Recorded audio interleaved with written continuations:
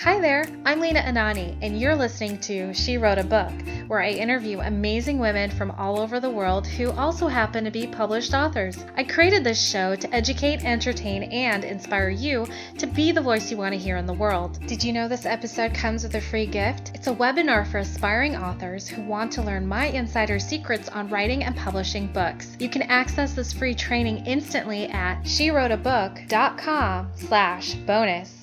Now let's get started. Hi, you're listening to episode number 22 of She Wrote a Book, and today I'm interviewing Celeste Bennett, author of the book Knitting Up a Murder, a Yarn Genie Mystery. Imogen, the Yarn Genie, is running for her life when she runs into Frank, an FBI agent. When Jeannie's husband is found dead from her knitting needle, they must unravel the truth of who murdered him and why more than one person wants Genie dead. Celeste Bennett, author, housework avoider, lover of yarn crafts, and avid reader, draws from her science background, her years in law enforcement, her sense of humor, and her creativity to bring a sense of joy and realism to her mystery novels. Again, her book is called Knitting Up a Murder, a Yarn Genie Mystery. You can find the link to purchase her book in our show notes for this episode at SheWroteABook.com/22. So Celeste, it's such a pleasure having you as a guest. I gotta know, like, where did all of this come from? Why write this book? What inspired you? Well, like most authors, I started writing stories from the time I was a kid. I did it for my own enjoyment, and then when I retired from state government, I started thinking, well, maybe I should pursue being a published author. Then I was diagnosed with breast cancer in 2014, so I chose to use my work on Getting Up a Murder, my writing finished with that and published, and that was the incentive I used to get through my treatments. So that's such a great story. I mean, it sounds like you took a really tough time in your life and tried to make it better. Do you feel like writing your story helped you get through it? Yes, when you write, you immerse yourself in the story and you sort of forget about the world around you and the troubles that you're dealing with, and you live the story along with the characters that you're writing. Of all the characters that you've written, who's your favorite? I really like the protagonist in this book, Knitting Up a Murder, because she's so easy to relate to because she's not perfect. She's got a lot of phobias and fears, and I think that we all face those in our lives. So I just love the fact that she's able to overcome those fears and still do well. Where did you pull the inspiration for her character? Just from life around me, that if you watch people, observe people, you pull little bits and pieces from everyone that you know, and kind of meld it all together to make this character that you love. So how did you come up with the character name? I wanted it to be something related to yarn, and I wanted it to be something that would be different. So I knew a lady years past whose name was Imogene. And so when you shorten that to Genie, I thought that would be great to just make her the Yarn Genie. Oh, so you pronounce it Imogene? Imogene. Mm-hmm. Imogene. Oh, okay. Sorry for the mispronunciation there. I've heard it said as Imogen before, and so that's where I was going with that. Yeah, there's two different ways. Yeah, so Imogene. And her last name's Delmat? Her married name is Delmont. Her maiden name is Warren. Oh, okay. Very cool. And she's a knitting agoraphobe? What? What? I mean, I just think how does an agoraphobe become someone who has to get out of the house and run for her life? How does that happen? Her whole life exists of staying at home, knitting, reading magazines, internet shopping, because she doesn't want to go out and face the world. When her husband moved her to Detroit, uh, she doesn't have all the resources that she used to have. So she's going out to the laundromat late one night, and she hears two men in the stairwell of their apartment building who are talking about killing someone, and she believes that it's her. So she's on the run. She's hiding out. She's doing the best she can to stay away from these two hired killers who are looking for her. And as she's on the run, her husband ends up dead from her knitting needle. Oh, wow. And so are they making it look like she was framed for his death?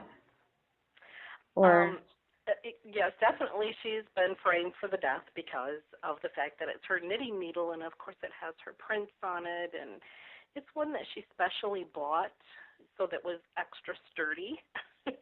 Oh, wow. Because she knits very tightly, so it had an extra sharp point so that she could,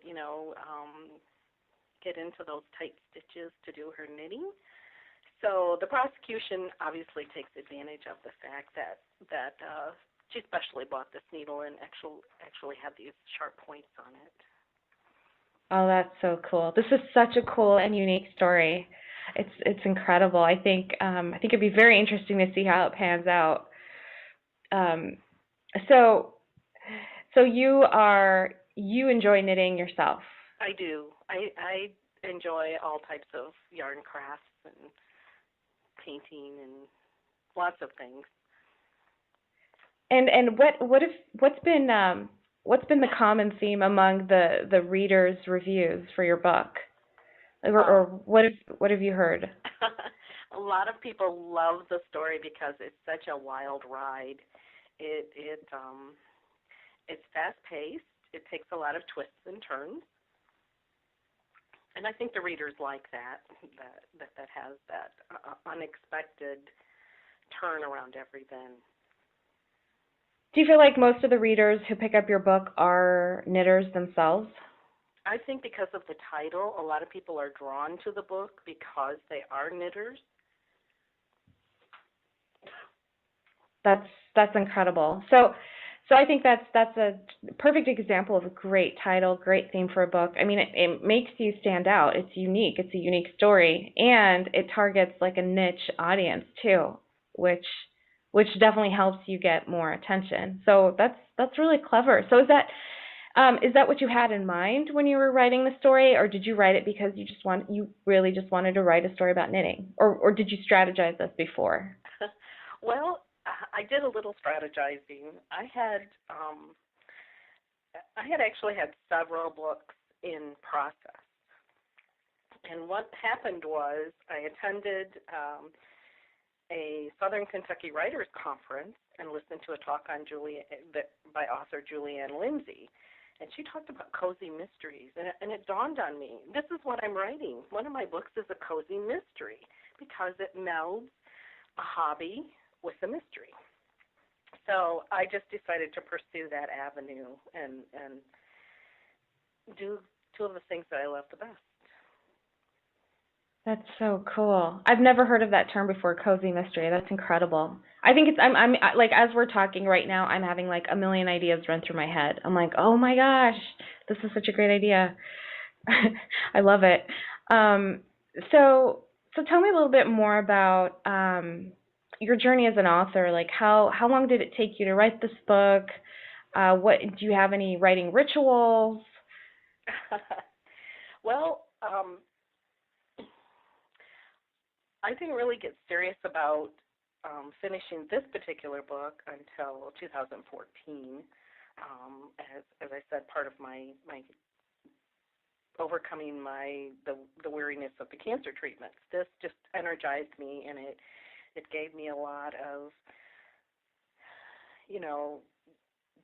I just love to get up every day. I wanted to get up and face every day because I found so much joy in writing this book.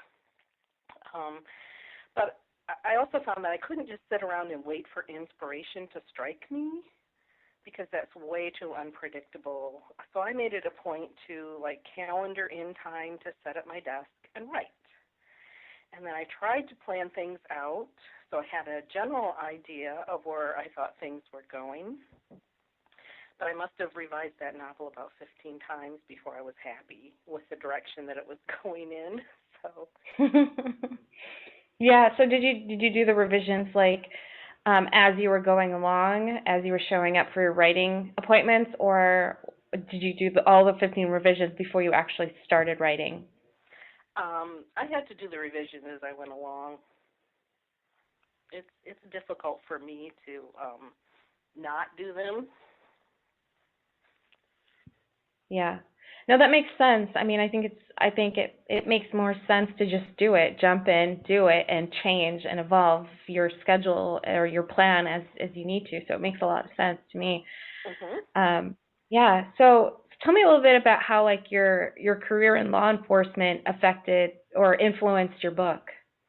Well, I worked for the state of Michigan as the Consumer Protection Section Director, so we did a lot of enforcement of consumer protection laws, and some of those were to protect, obviously, consumers from fraud. So I just took some of those themes and some of that experience in the courtroom, and that's what I used to write some of these scenes. Obviously, Imogene's been accused of murdering her husband, and so they bring forth witnesses, and they have a case that they brought against her. So I could draw upon those experiences that I knew in the courtroom, and some of those things that I also loved about my job I could include in the book. That's so brilliant. I'm really happy to see that you were able to pull from all areas of your life and experience to create such a lovely book. I mean, even looking on Amazon, looking at your book on Amazon, I'm seeing a great book cover image. I'm seeing lots and lots of fantastic customer reviews. I mean, it clearly came together really well, and it's incredible. So, what do you love most about being an author? Oh, I get to write the stories that I want to read.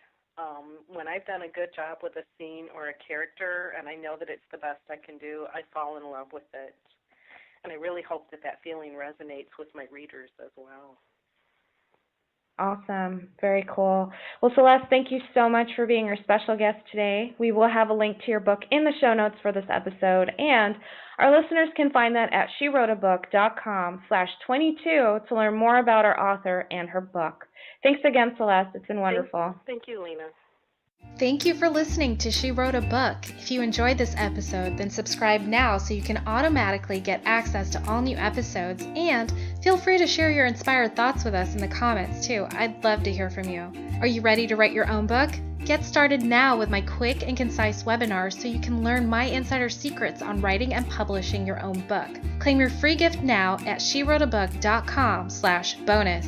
Until then, may you always feel good and make magic. Feel good, make magic now. Lena and Anani will show you how. Ignite that wisdom inside of you and show the world what you do. To publish, write, and promote, learn the best way to go.